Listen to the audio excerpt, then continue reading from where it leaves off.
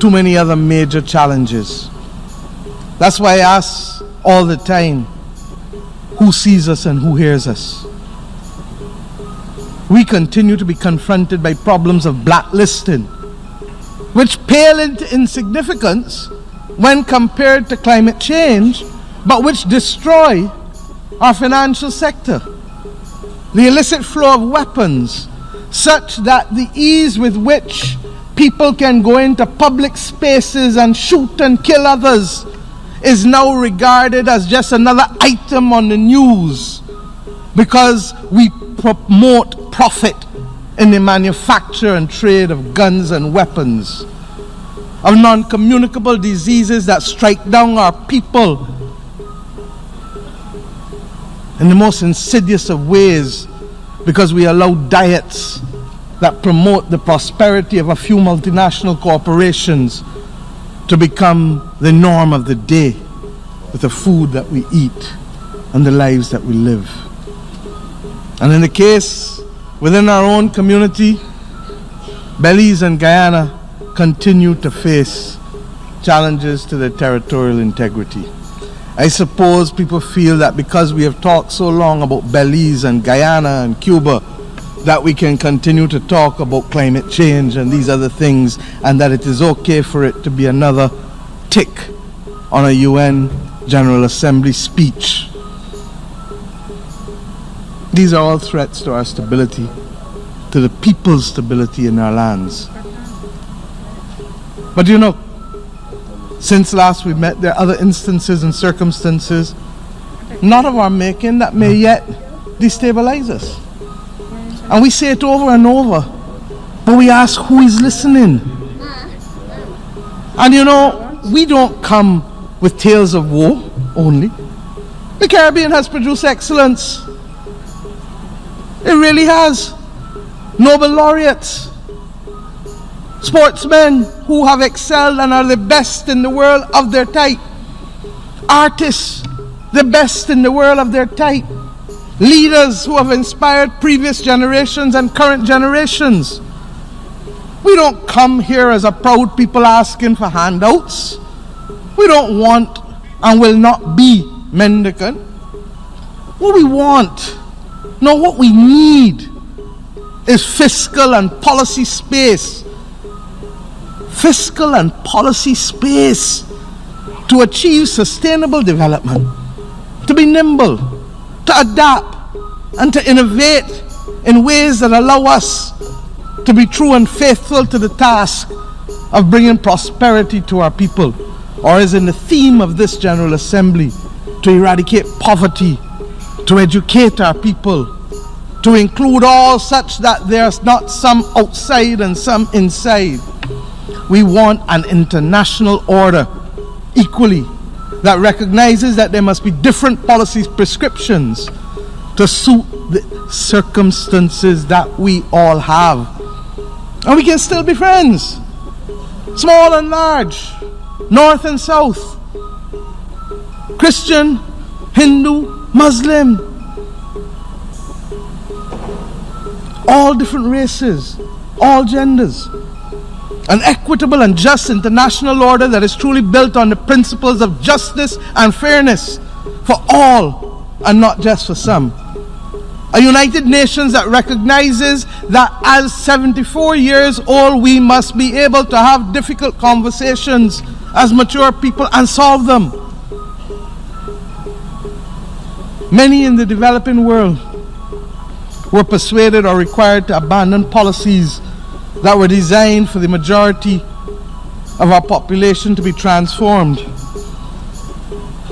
And those policies were fashioned to adopt a consensus that was settled in Washington, D.C. and named thereafter. And that ultimately, regrettably, was about the consolidation of wealth in the hands of a very few. And that's why we have seen the growing inequality that we have seen in the world over the last few decades. That is why too many people over the world have become cynical about governments and about the benefits that they can bring to them. The fueling of the greed of a few threatens to undermine what little gains we have made since independence. And we judge ourselves harshly because independence is a recent phenomenon for us. Others who have taken 150 years to get where they have gotten are still stumbling and falling. And you want to judge those who have had less than 50 or 60 years to operate in a world that has not been made in their image and that does not reflect their interests. This is the fate, my friends, of simply too many. And Mr. President, despite our small size, the 14 countries of the Caribbean community have been able to play leadership roles of international import.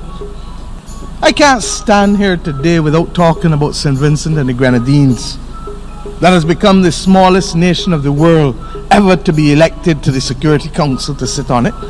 We are proud of them. In addition, and I want to speak to this, because when CARICOM was confronted with the unfolding situation in Venezuela, I accompanied the then chairman of CARICOM, the Prime Minister of St. Kitts and Nevis, as well as the Prime Minister of Trinidad and Tobago, to meet in this building with the UN Secretary General in January of this year. And we met with many delegations, and some said we were wasting our time, and some said the time for talk was already over. And we said then, as we say almost 9 months later, the time for dialogue, the time for talk, my friends, can never be over in a world that wants peace and prosperity.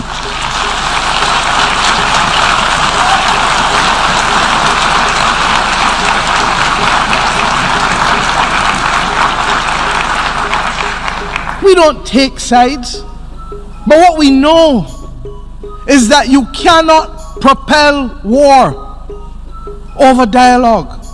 The people of Venezuela must be allowed to decide their own future in accordance with the principles of the United Nations Charter.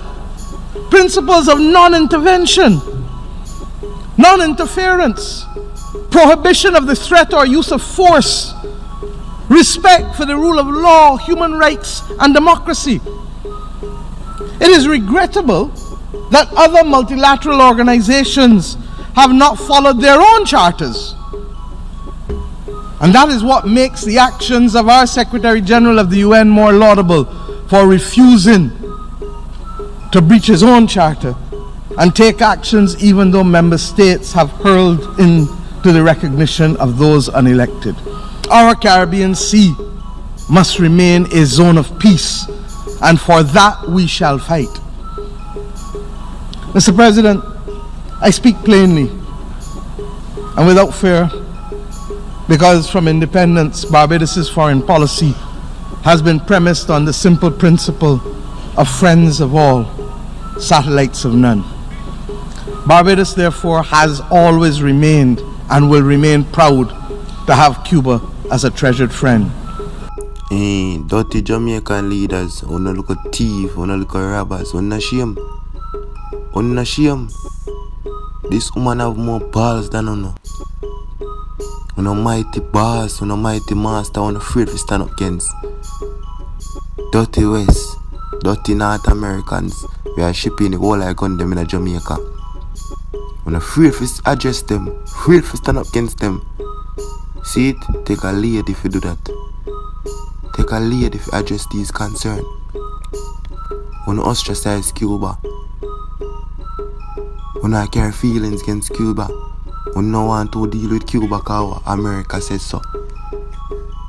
Uno against Venezuela because America says so. Uno against Gaza because America says so. Uno support the whole of the dictator them, evil dictator them, North America.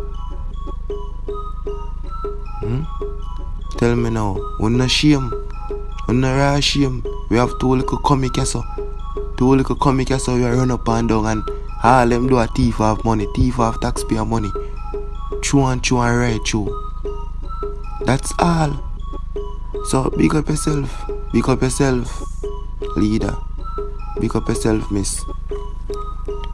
You're better than the two leaders them combined, so-called leaders, cause and if no leaders them I follow as them, call them follow is North America rules.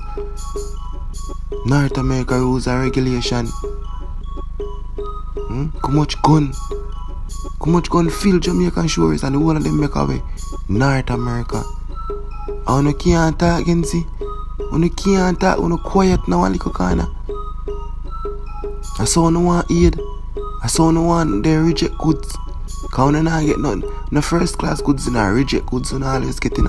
So that do not work for. Yo, this is embarrassing. See lady embarrass Jamaica, yeah. Embarrass Jamaica political facade. Big up yourself again, woman, and big up on yourself, people. Don't know love, you know. Love and think catching up on next one. Now stay too long upon that one. Lady said enough. Lady said enough. Think about anything, breathe anything, yeah.